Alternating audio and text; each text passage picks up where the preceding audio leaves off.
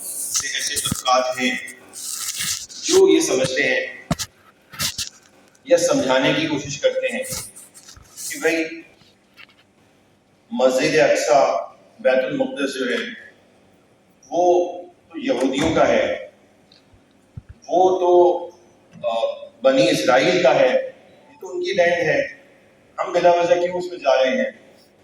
تو یہ بھی ایک نیریٹو جو ہے وہ بنانے کی آپ لوگوں کو پتہ ہے کہ یہ کوشش کی جاتی ہے، یہ بھی کیوں کی جاتی ہے وہ بھی ہم اس کو بھی تھوڑا سا ٹچ کریں گے انشاءاللہ۔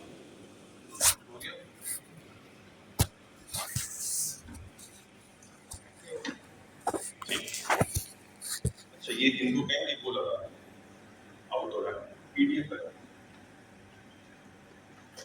فونٹ آؤٹ ہو رہا ہے، پی ڈی ایف لگا۔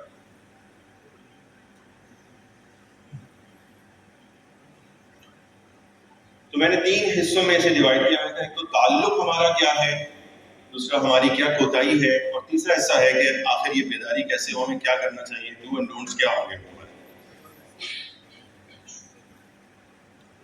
تو سب سے پہلے ہمارا جو دعویٰ ہے وہ یہ ہے کہ بیت المقدس جو ہے وہ مسلمانوں کا ہے، اور اس کی تولیت کے حقدار جو ہے وہ کون ہونے چاہیے۔ تو ہم اسے دیکھتے ہیں قرآن پاک سے اور پوری تاریخ سے۔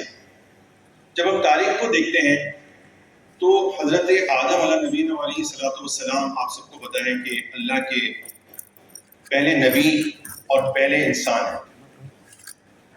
اچھا جب ہم قرآن پاک کو دیکھتے ہیں تو اللہ تبارک و تعالیٰ نے فرمایا ان اول بیت وضع للناس، بے شک سب سے پہلا گھر جو لوگوں کی عبادت کے لیے بنایا گیا ہے مکہ میں ہے، برکت والا۔ تو پہلا گھر مکہ میں ہے۔ اب اس پر بھی لوگوں نے جو ہے اس کو بھی کنٹروورسی بنانے کی کوشش کی، تو اس لیے اس کو کلیئر کرنا بھی ضروری ہے کہ ہمارا قبلہ اول تو ہم یہ سنتے آ رہے ہیں کہ بیت المقدس ہے، مسجد اقصیٰ ہے۔ تو اللہ تبارک و تعالیٰ فرما رہے ہیں کہ پہلا گھر جو بنایا گیا عبادت کے لیے وہ تو مکہ میں ہے۔ اب اس بات کو سمجھیں، اللہ تبارک و تعالیٰ کا گھر ہونا یہ ایک الگ بات ہے، اور قبلہ ہونا یہ ایک الگ بات ہے۔ قبلہ کہتے ہیں ڈائریکشن کو، بیت کہتے ہیں گھر کو، یعنی عبادت کے لیے بنائی گئی جگہ، ٹھیک ہے؟ تو یہ دونوں چیزیں الگ الگ۔ مسلمانوں کا اللہ کے نبی صلی اللہ تعالیٰ علیہ وسلم نے خانہ کعبہ کے ہوتے ہوئے پہلے ڈائریکشن جو اختیار کی وہ بیت المقدس کی جانب کی، اس لیے قبلہ پہلے وہ ہے کیونکہ اللہ کا حکم یہ تھا، اور پھر بعد میں مدینہ المنورہ میں جا کر حضور علیہ الصلوۃ والسلام نے اپنی ڈائریکشن کو پھر کعبہ کی جانب کر لیا۔ تو دونوں قبلے مسلمانوں کے پاس رہے۔ اچھا اب سب سے پہلے تو اللہ تبارک و تعالیٰ کا جو گھر بنایا گیا وہ خانہ کعبہ ہے، اور حدیث شریف میں بھی ایسا ہی آتا ہے کہ حضرت ابو ذر غفاری رضی اللہ تعالیٰ عنہ سے روایت ہے کہ انہوں نے پوچھا کہ اللہ کے رسول صلی اللہ تعالیٰ علیہ وسلم اس زمین پر سب سے پہلی مسجد جو ہے وہ جو تعمیر کی گئی کون سی مسجد تھی؟ تو آپ صلی اللہ تعالیٰ علیہ وسلم نے جواب دیا کہ مسجد حرام۔ پھر آپ کہتے ہیں کہ میں نے پوچھا کہ اس کے بعد کون سی مسجد تعمیر کی گئی؟ تو اللہ کے نبی صلی اللہ علیہ وسلم نے فرمایا مسجد اقصیٰ۔ پھر انہوں نے سوال کیا کہ ان دونوں کی تعمیر کے درمیان کل کتنا وقت تھا، وقفہ کتنا تھا؟ تو آپ صلی اللہ تعالیٰ علیہ وسلم نے فرمایا 40 سال۔ اب آپ دیکھیں کہ مسجد حرام اور مسجد اقصیٰ ان دونوں کے درمیان 40 سال کا وقفہ اس حدیث شریف میں آیا ہے۔ تو اس پر جو ہے وہ علماء اکرام نے یہی لیا کہ اللہ کے نبی حضرت ابراہیم علیہ السلام سے بھی تو پہلے آئے نا، حضرت آدم علیہ السلام بھی ہیں، تو وہ کس طرف رک کر کے نماز پڑھتے تھے، یا وہ اللہ کا گھر کون سا تھا جنہیں تعمیر کیا؟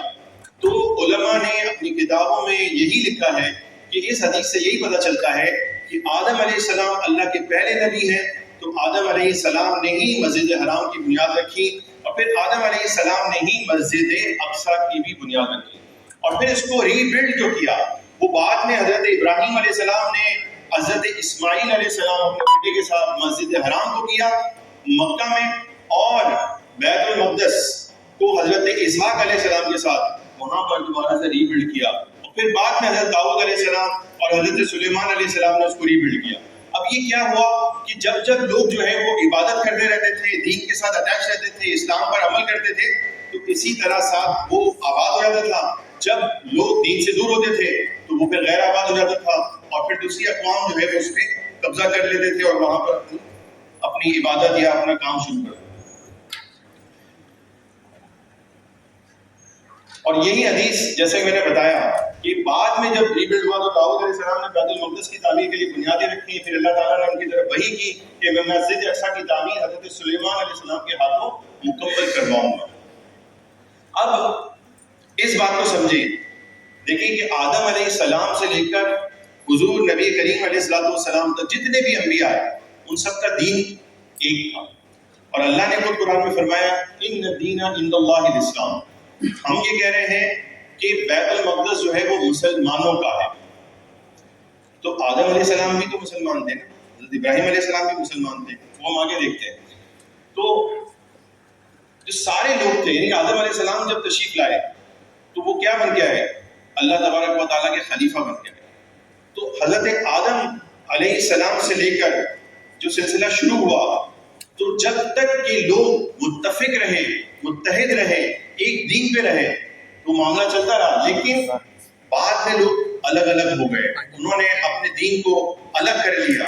یہی بات اللہ تبارک و تعالیٰ نے فرمائی کہ اور سارے لوگ ابتدا میں ایک ہی جماعت تھے، پھر باہم اختلاف کر کے وہ الگ الگ ہو گئے. اسی طرح اللہ تبارک و تعالیٰ نے ایک اور جگہ فرمایا قرآن پاک میں کہ ابتدا میں سب لوگ ایک ہی دین پر جمع تھے، جب ان میں اختلاف رونما ہو گئے تو اللہ نے بشارت دینے والے یعنی انبیاء اکرام کو، ڈر سنانے والے پیغمبروں کو بھیجا اور ان کے ساتھ حق پر مبنی کتاب اتاری تاکہ وہ لوگوں میں ان امور کا فیصلہ کر دے جن میں وہ اختلاف کرنے لگے تھے. تو اس سے یہ پتہ چلتا ہے کہ آدم علیہ السلام سے لے کر اس وقت تک جب تک کہ اختلاف نہیں ہوا لوگ ایک دین پر تھے. لیکن جب ان میں اختلاف ہو گیا، اللہ تبارک و تعالیٰ نے انبیاء اور پیغمبر بھیجنے کا سلسلہ جاری کر دیا اور پھر وہ سلسلہ آگے بڑھتا رہا. اللہ نے فرمایا کہ دین اللہ کے نزدیک کیا ہے؟ اسلام. اور پھر آگے اللہ تبارک نے فرمایا کہ جو کوئی اسلام کے علاوہ کوئی اور دین چاہے گا تو اسے ہرگز قبول نہیں کیا جائے گا. اور پھر یہ دیکھیں کہ یہ جو دعویٰ ہے کہ یہ یہودیوں کا ہے یا عیسائیوں کا ہے، تو قرآن پاک نے بتا دیا کہ ابراہیم علیہ السلام نہ یہودی تھے نہ عیسائی تھے، بلکہ وہ ہر باطل سے جدا رہنے والے مسلمان تھے اور مشرکوں میں سے نہیں تھے. یعنی کہ حضرت ابراہیم علیہ السلام کو وہ کہیں اگر کہ وہ یہودی تھے سوال ہی پیدا نہیں ہوتا، وہ تو خود مسلمان تھے. اسی طرح سے جب یعقوب علیہ السلام کا وصال ہوا تو اللہ تبارک و تعالیٰ نے اس بات کو بتایا کہ اے یہودیوں جو دعویٰ کر رہے ہیں کہ وہ یہودی تھے، کیا تم اس وقت موجود تھے جب یعقوب علیہ السلام کے وصال کا وقت آیا، جب انہوں نے اپنے بیٹوں سے فرمایا اے میرے بیٹوں میرے بعد تم کس کی عبادت کرو گے؟ تو انہوں نے کہا ہم آپ کے معبود اور آپ کے آباء و اجداد ابراہیم اور اسماعیل اور اسحاق کے معبود کی عبادت کریں گے جو ایک معبود ہے. اور انہوں نے کیا کہا آخر میں دیکھیں وَنَحْنُ لَهُ مُسْلِمُونَ، اور ہم مسلمان ہیں. تو انہوں نے کبھی بھی نہیں کہا کہ ہم یہودی ہیں، کبھی بھی یہ دعویٰ نہیں کیا کہ ہم عیسائی ہیں. انہوں نے تو ہمیشہ یہی دعویٰ کیا کہ ہم مسلمان ہیں. اور حضرت یعقوب علیہ السلام کی ہی وہ نصیحت ہے وَلَا تَمُوتُنَّ إِلَّا وَأَنْتُمْ مُسْلِمُونَ، اپنی اولاد کی نصیحت کی کہ تم نہیں مرنا مگر مسلمان ہونے کی حالت میں، یعنی ایمان پر قائم رہنا. اسی طرح سے آپ دیکھیں کہ جب عیسیٰ علیہ السلام بعد میں تشریف لاتے ہیں تو عیسیٰ علیہ السلام بھی کیا کہتے ہیں اور حواری جو ہے وہ کیا کہتے ہیں. پھر جب حضرت عیسیٰ علیہ السلام نے ان سے کفر پایا، پوچھا میرے مددگار کون ہوتے ہیں، کون ہیں؟ اللہ کی طرف حواریوں نے کہا ہم دین خدا کے مددگار ہیں، ہم اللہ پر ایمان لائے اور آپ گواہ ہو جائیں کہ ہم مسلمان ہیں. بِأَنَّ مُسْلِمُونَ، یہاں پر بھی دیکھیں یہی بتایا. تو اس کا مطلب یہ ہے کہ تمام انبیاء مسلمان، تمام انبیاء کی جو امتیں تھیں وہ بھی مسلمان تھیں. بعد میں لوگوں نے بنی اسرائیل نے اپنے قبیلے کے نام کے ساتھ یہودیت کو، یعنی کہ حضرت یوسف علیہ السلام کے ایک بیٹے کا نام تھا یہودا، اور وہ بڑا اسٹرانگ جو ہے نا ان کا قبیلہ بن گیا. اس قبیلے کی نسبت سے انہوں نے اپنا نام یہودی رکھ دیا. تو یہ بات یہاں تک کلیئر ہو گئی. اچھا پھر ایک سوال پیدا ہو جاتا ہے لوگوں کے ذہن میں آ جاتا ہے کہ بھئی ٹھیک ہے وہاں پر یعنی کچھ حصہ جو ہے وہ یہودیوں کو دے دیتے ہیں, کچھ حصہ جو ہے وہ عیسائیوں کو دے دیتے ہیں, تو ایک کامن پلیس بن جائے. یہ اللہ کا گھر ہے, اس بات کو کلیئر کریں. اور یہ بات بھی سمجھ لیں کہ ہماری ذمہ داری ہے مسلمانوں کی شروع سے, یعنی عیسیٰ علیہ السلام کے ماننے والے بھی مسلمان تھے, موسیٰ علیہ السلام کے ماننے والے بھی مسلمان تھے, اور یہ ہمیشہ سے مسلمانوں کے پاس چلا آتا رہا. آج یہودی اسلام قبول کر لیں یعنی اللہ کے تمام انبیاء کو مان لیں اور یہ کہتے ہیں لا نفرق بین احد, ہم نبیوں کے ہونے میں کسی میں کوئی شک نہیں کرتے, فرق نہیں کرتے, ٹھیک ہے تو وہ لے لیں, وہی حقدار ہوئے, کوئی مسئلہ نہیں ہمیں. لیکن چونکہ وہ انبیاء کو قتل کرنے والے ہیں, وہ انبیاء کی دعوتوں کو مسخ کرنے والے ہیں, وہ دین اسلام کو چھوڑ کر اپنی الگ سے آئیڈینٹی بنا لینے والے ہیں, اس لیے اس کی اجازت اللہ نے نہیں دی. اب یہ ہماری ذمہ داری اللہ نے دی ہے کہ ہم جو ہے وہ اس کی تولیت اور اس کو حاصل کریں اور اس میں اللہ کے ذکر کو بلند کریں. یہاں پر یہ کنفیوژن آتی ہے کہ بھائی کچھ چیزیں ہو جائیں اس طرح, تو یہ بات سمجھ لیں تقریباً 36 ایکڑ کی یہ پوری جگہ ہے, یہ پورا کمپاؤنڈ ہے, یہ پورا حصہ جو ہے حرم ہے, بیت المقدس ہے. تو یہ نہیں ہو سکتا کہ آپ اس کے کسی حصے کو جو ہے نا وہ کہیں بھی اس سے منسوخ کر دیں, اس سے منسوخ کر دیں, یہ بھی نہیں ہو سکتا. اور یہی فلسطینیوں کا بھی دعویٰ ہے, پوری امت مسلمہ نے نہیں کہا. اب ایک اور چیز دیکھیے, ایک شخص ہے اس نے ایک مسجد بنائی اور اس میں اللہ کی عبادت ہوئی, کئی سال تک اس میں اللہ کی عبادت ہوتی رہی. اب اس کی اولاد نے اسلام کو چھوڑ دیا.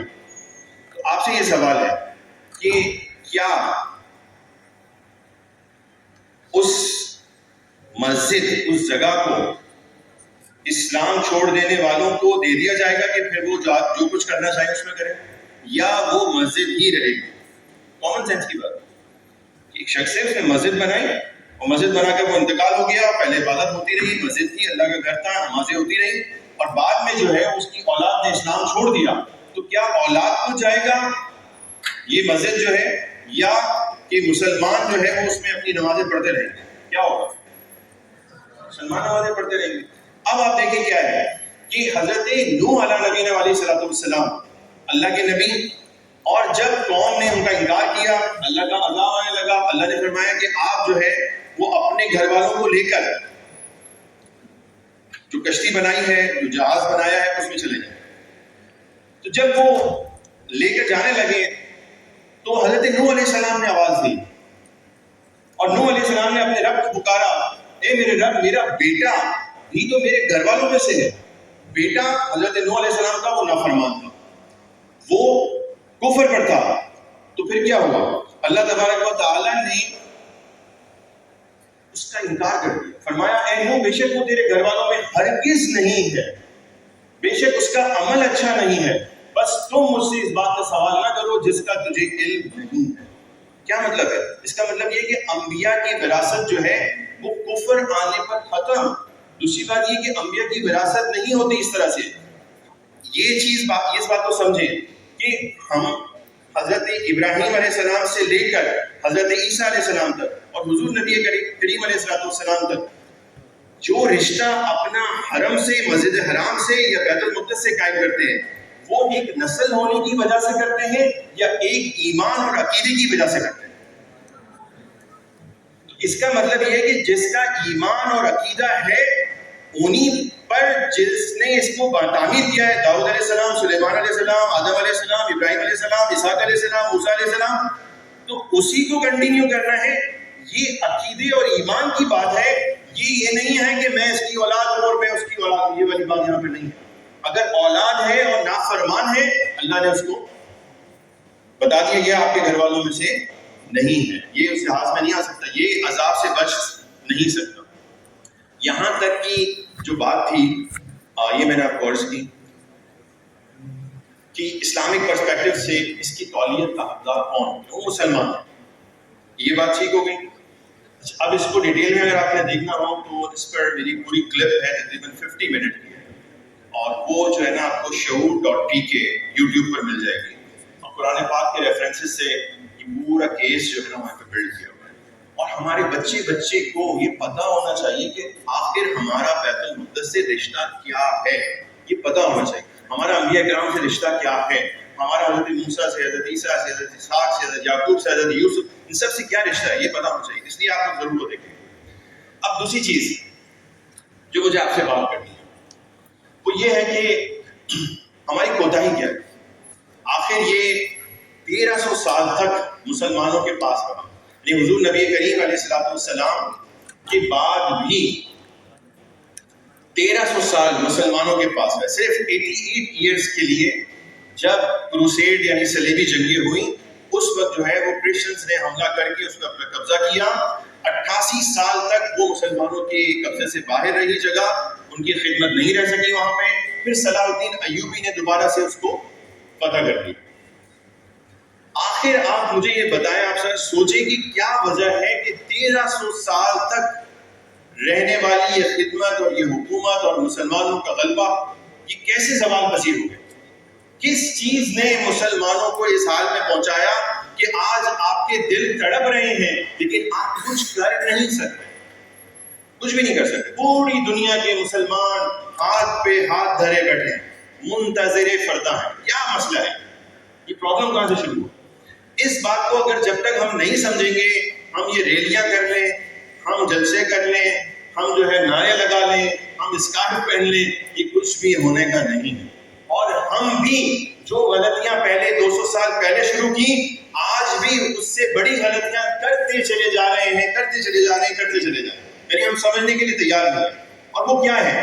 دیکھیں، جب سلطنت عثمانیہ آئی، آٹومن امپائر کے پاس آخری وقت تک بیت المقدس کی خدمت رہی، تو آٹومن امپائر تباہ کیسے ہوا؟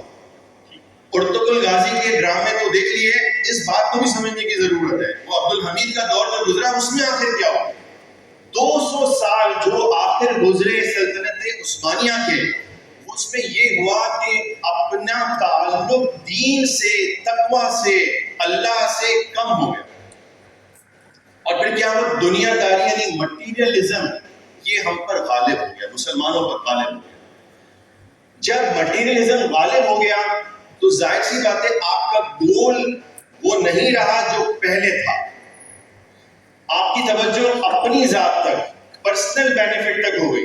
تو پھر وہاں پر کرپشن پیدا ہوا. ان کے جو پاشا تھے، جو وزیر ہوا کرتے تھے، ان میں کرپشن آ گیا. ان کے شہزادوں، ان کے خلفاء میں دنیا داری آ گئی. جب وہ دنیا داری ایک حد تک ہوتی ہے، جب وہ بہت زیادہ بڑھ گئی تو پھر اس نے اپنا نتیجہ دینا تھا. اور وہ نتیجہ کیا ہوا کہ ٹیکنالوجی جو 17ویں صدی تک مسلمانوں کے پاس بہت پاورفل تھی اور وہ یورپ کو ہلائے رکھتے تھے، وہ ختم. وہ ٹیکنالوجی 17ویں صدی تک ان کے پاس اپ ٹو ڈیٹ تھی. اس کے بعد جب وہ دنیا داری میں پڑے، انہوں نے اپنی کرنا شروع کر دی. انہوں نے کہا کہ میں کچھ پیسے بنا لوں، کسی نے کہا کہ میں کچھ کر لوں. اس کے بعد وہ معاملہ ختم ہو گیا. دوسری چیز کیا ہوئی کہ اکنامک پاور بھی ان کی ختم ہونا شروع، اور وہ اتنے مجبور ہو گئے جیسے آج پاکستان ہے کہ آپ کو قرضے لینے کے لیے IMF کے پاس جانا پڑتا ہے، ورلڈ بینک کے پاس جانا پڑتا ہے، یورپی یونین کی طرف دیکھنا پڑتا ہے اپنی ایکسپورٹس کے لیے. تو پھر آپ کمپرومائز کرتے ہیں. کس چیز پر کمپرومائز کرتے ہیں؟ آپ اپنی ویلیوز پر کمپرومائز کرتے ہیں. GSP+ کی ایک چھوٹی سی مثال دیتا ہوں، جو ایک فیسلٹی ہے جو یورپی یونین نے ان ڈیولپنگ کنٹریز کو دی ہے کہ جو اکنامکلی سروائیو نہیں کر پا رہے، کہ ٹھیک ہے آپ ہمارے ملک میں اپنی اشیاء کو بھیجیں، ایکسپورٹ کریں، آپ اپنا زر مبادلہ کمائیں، لیکن اس کی عوض آپ کو کچھ دینا ہوگا. اور انہوں نے تقریباً 18-19 کنونشنز جو ہے وہ سائن کروائی ہیں. ہم پاکستانیوں نے بھی ان کنونشنز کو سائن کیا ہے. وہ کنونشنز کیا ہیں؟ وہ معاہدے کیا ہیں؟ وہ معاہدے آپ سے ڈائریکٹلی آپ کی تہذیب چھیننے کے معاہدے، ڈائریکٹلی آپ سے یہی بات کر رہے ہیں کہ آپ کا جو کلچر ہے، آپ کی جو سویلائزیشن ہے، اسے آپ ہماری سویلائزیشن، مغربی سویلائزیشن، اس سے بدل لیں. اور یہ کام ہونا شروع ہو. تو مٹیریلزم نے یعنی دنیا پرستی نے ان لوگوں میں انہیں اکنامکلی بھی فیل کر دیا، ٹیکنالوجی کے اندر بھی فیل کر دیا. سب سے پہلے خرابی کیا آئی کہ ان کی گولز جو ہے وہ بدل گئے. پہلے وہ اللہ کی رضا بھی تھی, تقویٰ بھی تھا, اللہ کا خوف بھی تھا, آخرت میں جواب دہی کا خوف بھی تھا. وہ جب ساری چیزیں نکل گئی تو پھر ان کے اندر یہ چیز آ گئی. اب جو چیز پیدا ہوئی وہ کیا تھی؟ وہ یہ تھا کہ جب ایک تو انسان ہوتا ہے کہ یہ میرا میرا میرا, جس چیز نے آٹومن امپائر کو جوڑ رکھا تھا, جس کے اندر رشین بولنے والے بھی تھے, انگلش بولنے والے بھی تھے, اردو بولنے والے بھی تھے, ترکش بولنے والے بھی, کئی زبانیں, کئی ایتھنک گروپ تھے, وہ سارے جڑ کر ایک خلافت عثمانیہ میں جمع تھے. تو آخر کیا چیز تھی جس نے انہیں جوڑ کے رکھا تھا؟ وہ تھا مذہب. کیا تھا؟ مذہب. آج ہمارے میں بحثیں ہوتی ہیں لیکن ہم اس کو سوال نہیں کرتے, کوشچن نہیں کرتے. ایک کہتا ہے کہ نیشن ایسے بنتی ہے, ایک کہتا ہے نیشن ایسے بنتی ہے, ایک کہتا ہے قوم یوں ہے, ایک کہتا ہے قوم یوں ہے. آپ مجھے ایک بات بتائیں کہ کیا ہمارے نزدیک قوم کا تصور ایک ہوگا اور جو کافر ہے, جو ویسٹرن سویلائزیشن ہے, اس کے نزدیک بھی ایک ہی ہوگا؟ ہمارے نزدیک کامیابی اور پروگریس کا ایک ہی معیار ہے, ان کے نزدیک بھی ایک ہی ہے, وہ بھی ایک ہی چیز کی طرف دوڑ رہے ہیں, ہم بھی ایک ہی چیز. ایسا ہے کیا؟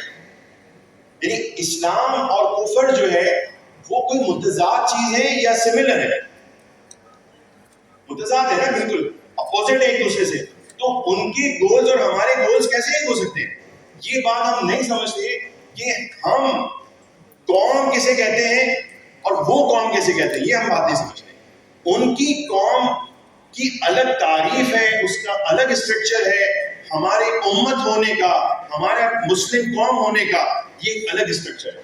یہ چیز جب وہاں پر اس لیے ختم ہوئی اور یہ آ گئی وہاں پہ ویسٹرنائز ہو گیا, کیسے کہ وہاں پر ڈس انٹیگریشن آ گیا ریلیجن کے ساتھ, اسلام کے ساتھ. تو جو کامن فیکٹر تھا جس نے سب کو جوڑ کے رکھا تھا, جب وہ فیکٹر اس سے نکلا تو پھر کیا چیز سامنے تھی؟ پھر تھا ڈیوائڈ ہونا, پھر تھا نیشن. وہ نیشن جو ویسٹ بتا رہا تھا, وہ کون سی؟ وہ ایتھنک گروپ, لینگویج کی وجہ سے, جغرافیہ کی وجہ سے نیشن ہونا, کہ ہماری نیشن, یہ ہمارا خطہ ہے, یہ ہمارا ملک ہے, یہ ہماری جغرافیہ, یہ ہمارا ملک ہے, یہ ہماری زبان ہے, اس لیے ہمارا ملک الگ ہونا چاہیے. تو یہ تعریف جو ہے, جو تعریف آپ کو دی ہے, یہ ویسٹ نے دی ہے, اسلام نے تو یہ تعریف نہیں دی. امت کا تصور تو اس پر نہیں ہے. جب تک مسلمان اپنے اس تصور قوم کے ساتھ, اپنے اس نیشن کے کانسیپٹ کے ساتھ تھے جو اللہ اور اللہ کے رسول نے دیا ہے, وہ کامیاب تھے, وہ آگے تھے. آج آپ مجھے بتائیں کہ اتنے سارے ملک ہیں, 57 کنٹریز کہتے ہیں کہ ہیں, کیوں کوئی اس کی کسی کی ہیلپ نہیں کر رہا؟ کیوں نہیں کر رہا؟ کیوں نہیں کر سکتا؟ دو ہی باتیں ہیں. ایک تو یہ کہ ہمارا ملک ہم پہلے دیکھیں گے, بعد میں جائیں گے ادھر. ہم کیوں وہاں جائیں, ہمیں تو بڑا لاس ہو سکتا ہے, اس میں کوئی جنگ ہو جائے گی, ہمارے اوپر بھی کوئی حملہ ہو جائے گا, تو ہم اس کام میں نہیں آنا چاہتے. ہم اکنامکلی بھی بڑے ویک ہیں, ہمارے ساتھ یہ بھی مسئلہ ہے, ہمارے ساتھ وہ مسئلہ ہے. تو ہم نے اپنے عذر کیا بنائے ہیں؟ معیشت. سارے اسلامی ملکوں نے یہی بنایا نا کہ بھائی ہماری معیشت, ہمارے پاس ٹیکنالوجی نہیں ہے, ہمارے پاس پاور نہیں ہے, اور ہمارا ویسے بھی کیا لگے ہوگی وہ ایک الگ ملک ہے, یہ الگ ملک ہے, ہمارا اپنا الگ ملک ہے, تو ہم کیوں وہاں جائیں؟ اب یہی بات آپ مجھے بتائیں کہ اس وقت سوشل میڈیا پہ سب کچھ آ رہا ہے نا, سب کچھ آ رہا ہے. آپ مجھے بتائیں خانہ کعبہ ہمارے لیے کیا اہمیت رکھتا ہے؟ مرکز کی اہمیت رکھتا ہے نا. اس وقت وہاں کی جو سویلائزیشن ہے وہ کس طرف جا رہی ہے؟ کہاں جا رہی ہے؟ اچھا آپ ایک بات مجھے بتائیں کہ اگر ہم بڑے کہتے ہیں امریکہ یو فلانا, یہ یورپی یونین, یہ وہ مغربی تہذیب, آپ مجھے بتائیں اگر جو ہے نا جو بائیڈن کو اگر سعودی عرب کا پریزیڈنٹ بنا دے تو وہ کیا کرے گا؟ مطلب خانہ کعبہ کو توڑ دے گا, شہید کر دے گا, کیا کرے گا؟ پاگل ہے وہ کہے گا پاگل سمجھا ہوا ہے مجھے, ملٹی بلین ڈالر انڈسٹری ہے میرے لیے, تو یہ ٹورزم کی, تو میں کوئی بیوقوف ہوں, میں تو اس کو اور اچھا بناؤں گا. تو وہ کیا کرے گا؟ جو بائیڈن کو بنا دیتے ہیں نا اس کا, سعودی عرب کا اگر پریزیڈنٹ بنا دیں, تو آپ ذرا تصور کریں, امیجن تو کریں کہ کیا کر لے گا, کیا کرے گا؟ مدینے کو کچھ کرے, کچھ بھی نہیں کرے گا. وہ جیسا ہے نا اس سے بہت خوبصورت اور ٹیکنالوجی اور اس کو ماڈرنائز کرے گا اور آپ کو فیسلٹیز دے گا. آؤ بھائی سارے مسلمان آؤ, ڈالر لے کے آنا, خالی نہیں آنا, پیسہ لے کے آنا, یہاں پہ لے کے آؤ, خرچ کرو, انجوائے کرو, اور جتنی فیسلٹیز چاہیے وہ کرو. تو آج جو کچھ وہاں پہ ہو رہا ہے اور جو وہاں پہ بدلا جا رہا ہے وہ کیا ہے؟ وہ یہی کرے گا. جتنا آج ہو رہا ہے اس سے زیادہ کچھ ہونے کا نہیں ہے, وہ ہو چکا جتنا کرنا تھا انہوں نے. اب مجھے بتائیے کیا کسی کنٹری نے کوئی آواز اٹھائی کہ بھائی ہم مسلمان ہیں, یہ کسی ایک خاندان اور فیملی کی جگہ نہیں ہے, یہ اللہ کے نبی صلی اللہ تعالیٰ علیہ وسلم کا شہر ہے, ان کی سرزمین ہے, یہ مسلمانوں کی آئیڈینٹی اور مرکز ہے, یہ ہمارا قبلہ اور کعبہ ہے, یہاں کیا ہو رہا ہے؟ کسی نے کہا کچھ, کسی ایک کنٹری نے کہا کچھ. اب مجھے بتائیں کہ اگر وہاں پر جو بائیڈن آ کے بیٹھ جائے تو کیا ہو؟ کوئی کنٹری جائے گا؟ یہ بھی تو ہمارا حرام ہے نا. اللہ کے نبی صلی اللہ علیہ وسلم نے 3 مسجدوں کے بارے میں فرمایا, مسجد حرام, مسجد نبوی اور بیت المقدس. ان 3 مسجدوں کے علاوہ ثواب کی نیت سے, یعنی کہ ان کی ڈسٹنکشن ہے, اس کے علاوہ کسی اور مذہب کی ڈسٹنکشن نہیں ہے کہ یہاں پر 1 لاکھ کا ثواب ہے, یہاں پر. ایسے ہی بیت المقدس میں 1000 نمازوں کا ثواب ہے, اللہ کے نبی صلی اللہ علیہ وسلم نے فرمایا. تو کیا کر لیا ہم نے؟ اور اگر مسجد حرام پر یہ معاملہ ہو جائے تو ہم کیا کر لیں گے؟ کیوں نہیں کریں گے؟ اس لیے کہ نیشنلزم کا جو ہمیں زہر دے دیا گیا ہے یہ ہمیں کرنے نہیں دے گا کچھ. ہم کچھ بھی نہیں کر سکتے, ہم ہلیں گے بھی نہیں, اور ہم کہیں گے یار ٹھیک ہے نا یار, ابھی امریکہ بھی اگر آ گیا ہے تو اچھا ہی ہے نا, کیا مسئلہ ہے, ہمیں جا رہے ہیں, جو کتنی اچھی فیسلٹیز دے رہا ہے. پہلے وہ ٹینٹ لگے ہوئے تھے, آپ دیکھو کتنا اچھا بہترین جو ہے نا انہوں نے انتظام دیا ہے, گرمی بھی نہیں لگتی ہے. وہ پہلے کچھ نہ کچھ تو مسئلہ ہوتا تھا, اب ہمیں چلنا بھی نہیں پڑتا ہے. کتنی اچھی فیسلٹی دی ہے, 5 اسٹار فیسلٹی دے رہے ہیں. مسلمانوں کو تو چین نہیں آتا, سکون سے نہیں بیٹھ رہے, بلا وجہ پنگا کر رہے ہیں, چل رہے. تو یہی کہیں گے نا جس طرح کے آج کے ہمارے مزاج ہیں. تو بھائی آپ وہ نہیں ہیں جو آپ خود کو سمجھ رہے ہیں, وہ ہے ہی نہیں. اب ہو کیا رہا ہے کہ دیکھیں, جب کبھی زوال آتا ہے نا, اس کو پہلے ایکسیپٹ کریں, ہم جو ہے نا مغلوب ہیں, ابھی ہم زوال کی پوزیشن ہے. یہ 1 دن میں ختم نہیں ہو جائے گا, یہ 10 دن میں ختم نہیں ہو جائے گا, یہ 1 سال 2 سال کی بات نہیں ہوتی ہے. یہ جو ماڈرنزم ہے, جو جدید مغربی تہذیب ہے, اسے 500 سال لگے ہیں اسٹرگل کرتے کرتے. کتنے لگے ہیں؟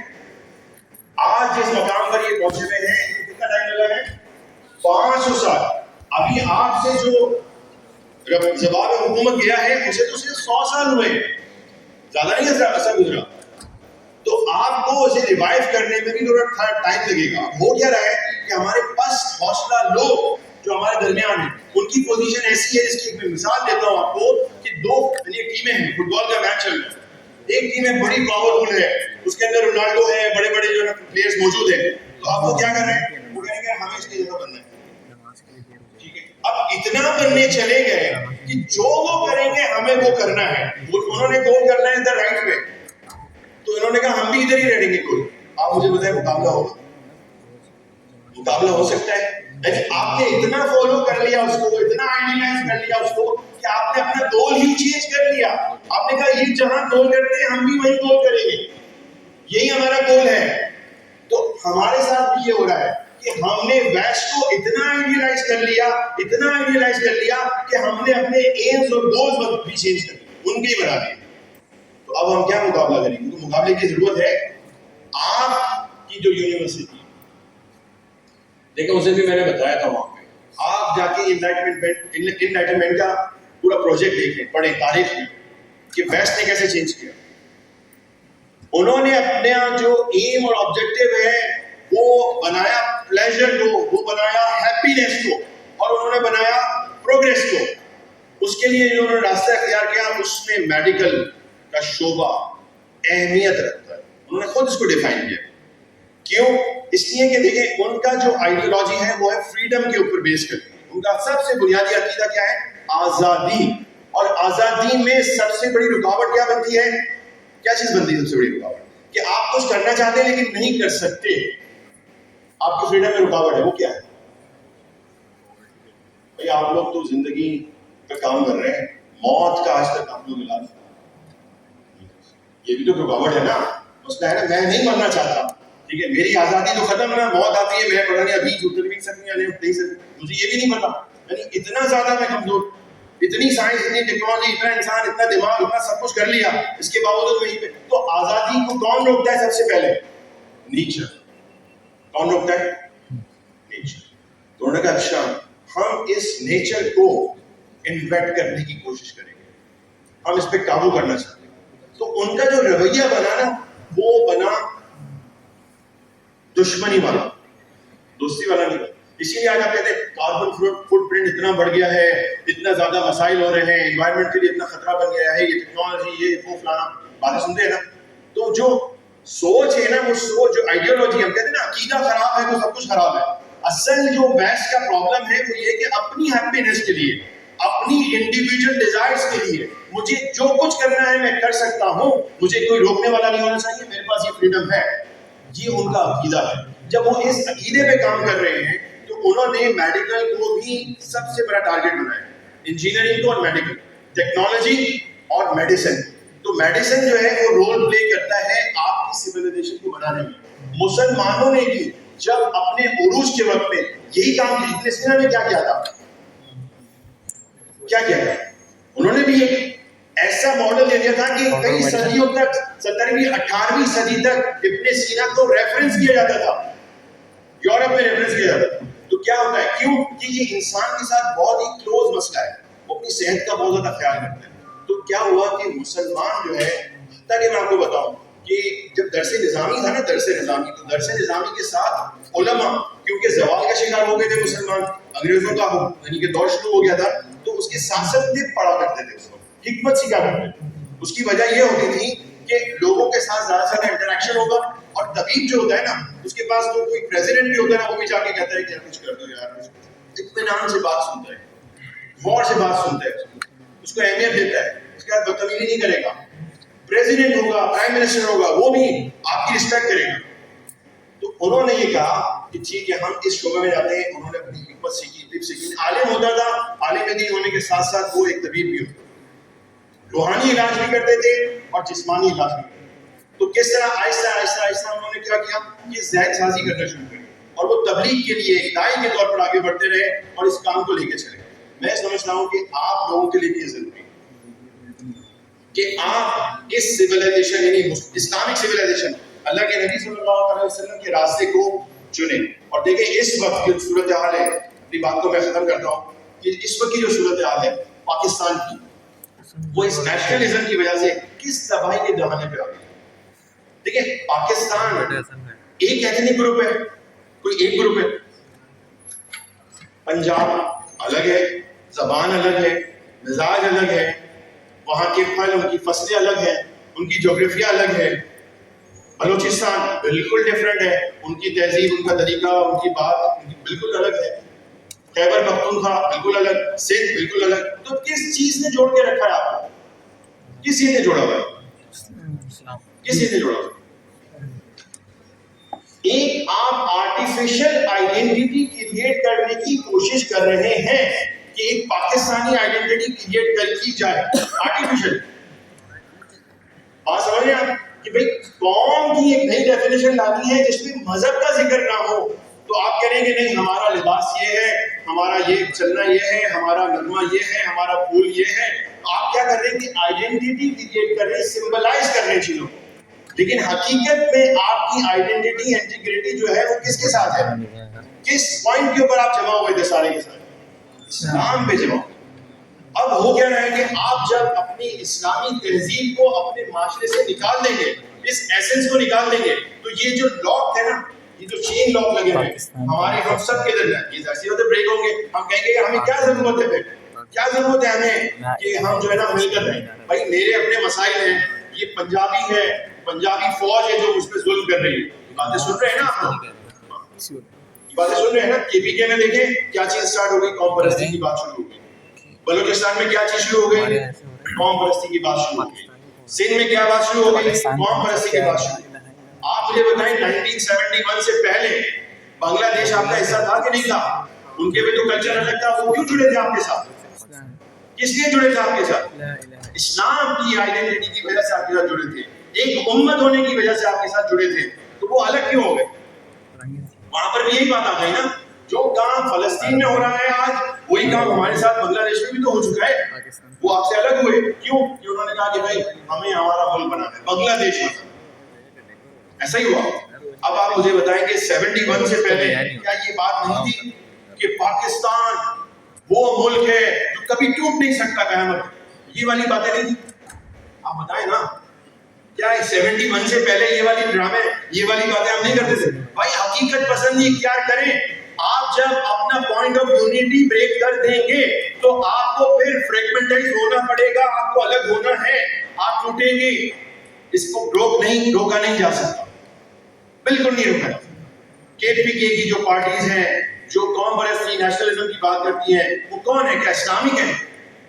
مذہب کا ان کا کوئی ہے؟ سیکولر ہے. بلوچستان کی جو پارٹیز ہیں جو قوم پرستی کی بات کرتی ہیں, جو اپنا الگ صوبے کی بات کرتی ہیں, اپنے الگ ملک کی بات کرتی ہیں, وہ کون ہے؟ سیپریٹسٹ, سیکولر ہے. سندھ کی جو قوم پرستی کے لوگ ہیں وہ کون ہے؟ سیکولر ہے. تو آپ سمجھیں یہ ملک اگر ہم نے اس کو ایسے ہی رکھا اور ہم کہتے رہے کہ چھوٹی سی بات ہے, ہم اپنی تہذیب کو بدلتے رہے, نبی کریم علیہ السلام کی سنت کو چھوڑتے رہے, اپنے ایسنس, اپنے دین, اپنے مذہب کو ہم نے اپنی معاشرت سے نکال دیا, تو سب سے زیادہ جو آپ کو جوڑتی ہے چیز وہ تو اسلام ہے. جب وہ چیز ہی نکل جائے گی تو پھر آپ اپنے مفادات کے لیے اپنی زبان, اپنے خطے, اپنے کلچر, اپنی تہذیب, اپنی تاریخ کے ساتھ الگ ہو جائیں گے. تو کیا آپ چاہتے ہیں کہ پاکستان ٹوٹ جائے؟ جو بیرونی قوتیں یہاں پر فنڈ کر رہی ہیں اور آپ جیسے اداروں کے اندر بھی آ کے یہ بات سکھا رہی ہیں آپ کو اور آپ کے ذہن میں ڈال رہی ہیں کہ بھائی سیکولرزم کے بغیر تو آپ ترقی نہیں کر سکتے. یہ مولوی کو چھوڑو, ملا کو چھوڑو, آپ اپنی ریشنل عقل سے پوچھیں کہ اگر پاکستان سے اس ایسنس کو نکال دیا گیا, پاکستان کا وجود باقی رہے گا یا نہیں رہے گا؟ وہ آپ کو شوگر کوٹ کر کے پتہ نہیں کس طرح سے ہمارے بچے بھی اس کو ایکسیپٹ کر رہے ہیں, ہمارے اساتذہ بھی اس باتوں کو ایکسیپٹ کر رہے ہیں. آپ کو شوگر کوٹ کر کے یہ پورا اپنا پروجیکٹ دے رہے ہیں آپ کو توڑنے کا, اور آپ اس کو بڑا نہیں ویلکم کر رہے ہیں, آپ اس کو وصول کر رہے ہیں. آپ کی عقلیں کہاں ہیں؟ کہاں چلے گئے آپ کو دماغ نہیں ہے؟ آپ سمجھ نہیں سکتے کہ یہ کیا سکھا رہے ہیں ہمیں. وہ ایسی فورن فنڈیں آتی ہیں, یہاں پر اتنی ایکٹیویٹیز ہوتی ہیں, ایک جگہ نہیں ہے یہاں پر نہیں, پورے پاکستان کی جتنی ہماری, کیونکہ دیکھیں یہاں سے آپ لوگوں نے آگے بڑھ کے اس ملک کو چلا, وہ یہیں پر انویسٹمنٹ کرتے ہیں, بیوقوف نہیں ہے. اور میں آپ کو بتاؤں, یونائٹڈ نیشنز نے پچھلے کوئی 10-15 سال سے اپنی بڑی انویسٹمنٹ HCC سے اٹھا کر نیچے لے گیا ہے. کہاں لے گیا آپ کو پتہ ہے؟ مونٹیسری میں لے گیا, پری پرائمری میں لے گیا. کیوں؟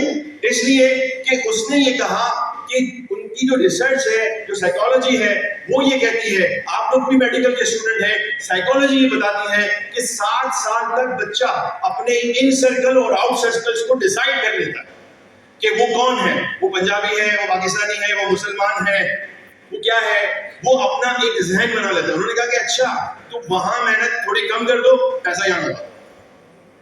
آپ کو پتہ ہے سب سے بڑی انویسٹمنٹ امریکہ میں جو میڈیسن میں ہوتی ہے تو وہ سائیکالوجی کے اندر بہت انویسٹمنٹ وہاں پہ کر رہے ہیں, اور اس سے انہوں نے یہ جانا ہے تو وہ بچوں کی آئیڈینٹی کو وہیں پر چینج کر دینا چاہتے ہیں اور اس پہ انویسٹمنٹ کر رہے ہیں. اور ہم بیوقوف ہیں, ہم سمجھ رہے ہیں کہ وہ تو ہمیں پڑھانے کے لیے آئے ہوئے ہیں, ہماری ترقی کی بات کر رہے ہیں. اتنے پاگل نہیں ہیں. آپ کو جو USAID کے نام پر اور دیگر فنڈنگ کے نام پر یہاں پہ لا کے پیسہ دے رہے ہیں, وہ اتنے آپ کے مفلس نہیں ہیں. آپ کیوں نہیں سمجھ رہے؟ تو اگر ہم پاکستان کو بچانا چاہتے ہیں تو اس نیشنلزم کے دھوکے سے باہر نکلیں. اور ہم نے اپنی کتابوں کے اندر بھی بہت زیادہ پیٹریوٹک اور بہت زیادہ نیشنلزم کی بات کر لی. لو پھر نیشنلزم کا نتیجہ سنبھالا نہیں جا رہا, ملک سنبھالا نہیں جا رہا. کیوں اتنا زیادہ آپ نے نیشنلزم نہیں, دین کو تھوڑا سا کم کریں, یہاں پر اسلامیت تک محدود رکھیں, نہیں مذہب کی بات یہاں تک کریں, یہاں تک آپ نے روکا. اس کے بعد وہ آپ کا جو انٹیگریشن تھی, آپ کا جو جوڑ تھا, آپ کو جس نے جمع کیا تھا ایک جگہ پہ, وہ بات ہی ختم ہو گئی. جب وہ بات ختم ہونا شروع ہوئی, آپ دیکھ لیں آج کیا صورتحال ہے, کتنے بکھرے ہوئے ہیں, کتنے زیادہ کنفیوز ہیں ہم ایز اے نیشن, کتنے کنفیوز ہیں, اور ہر طرف تحریک چل رہی ہے کہ بھائی ہمیں آزادی چاہیے. تو میرا آپ سب سے جو ہے نا وہ میری گزارش ہے کہ دیکھیں آپ اپنی جو نظریاتی بنیادیں ہیں انہیں سمجھے بغیر آپ ڈسٹریکشن کی طرف جا سکتے ہیں. آپ جتنی اعلیٰ تعلیم حاصل کر لیں, جو بھی کر لیں, اگر آپ اپنے بنیادی نقطے پر نہیں ہوں گے, آپ اسی ٹیم کو فائدہ پہنچائیں گے. آپ کا گول ہی کچھ اور ہے, آپ اسی گول میں بال ڈال دیں گے, آپ کا اپنا کوئی گول ہوگا ہی نہیں. تو آپ جو بھی تیار ہو رہی ہے نا, ہماری جتنی بھی جنریشن تیار ہو رہی ہے پوری دنیا کے اندر مسلمان, وہ ایم لیس ہے, ان کو اپنے آبجیکٹیو نہیں پتا, انہیں اپنے گولز نہیں پتا, اس لیے وہ سب بال جو ہے نا وہ اپنے ہی گول پہ ڈال دیتے ہیں, اپنے ہی گول پہ ڈال دیتے ہیں, اور جیت رہا کون ہے؟ سامنے. تو دیکھیں یہ ایک دو دن کی محنت نہیں، ہو سکتا ہے کہ آپ کی زندگی اور میری زندگی میں ختم ہو گئی، لیکن یہ جو چینج آتا ہے نا، یہ آتا ہے، میں نے آپ کو بتایا کہ مغرب یہاں تک پہنچے 500 سال لگے، آپ کو ٹوٹنے کے بھی 200 سال لگے، ایک دو دن کی کہانی نہیں ہے. ہمیں اپنا پارٹ ادا کرنا ہے. اللہ نے جو آپ کو ذمہ داری دی ہے اسے آپ نے ادا کرنا ہے. آپ کے زندگی کے 50 سال ہے، 60 سال ہے، 70 سال ہے، جتنے اللہ نے آپ کو دیے، اللہ آپ سے اس کے بارے میں پوچھے گا کہ تم نے کیا کیا تھا. آپ نے اپنی زندگی کو اس مقصد کے لیے خرچ کرنا ہے، یعنی اپنے ایمز اینڈ آبجیکٹیو کو پرپز آف کریشن کے ساتھ جوڑنا ہے، جو اللہ نے آپ کو جس مقصد کے لیے بنایا ہے، جو مقصد دیا ہے. تو یہاں پر کوئی میڈیکل کی فیلڈ ہے، کوئی انجینئرنگ کی فیلڈ ہے، کوئی کسی بھی شعبے میں ہو، لیکن الٹیمیٹلی اسے اپنے پرپز آف کریشن کے ساتھ اپنے ایمز اور آبجیکٹیو کو جوڑ کر الائن کر کے چلنا ہوگا. اگر وہ نہیں چلے گا تو پھر آپ یہی کام کریں گے جو ہم کرتے چلیں. تو اس بات کو سمجھ لیں. اللہ تبارک و تعالیٰ ہمیں سمجھ کی توفیق عطا فرمائے. علامہ اقبال نے بھی کہا تھا، یہ فرمایا تھا کہ اپنی ملت پر قیاس اقوام مغرب سے نہ کر، خاص ہے ترکیب میں قوم رسول ہاشمی. جو ان کے ایلیمنٹس ہیں نیشن بلڈنگ کے، وہ ہمارے نہیں ہیں، ان کی الگ ہیں، وہ انگریڈینٹس الگ ہیں، ہمارے انگریڈینٹس الگ ہیں. آپ انہی انگریڈینٹس سے اگر اسلامی امت کو بنانے کی کوشش کریں گے، نہیں بن سکتی، بنے گی نہیں.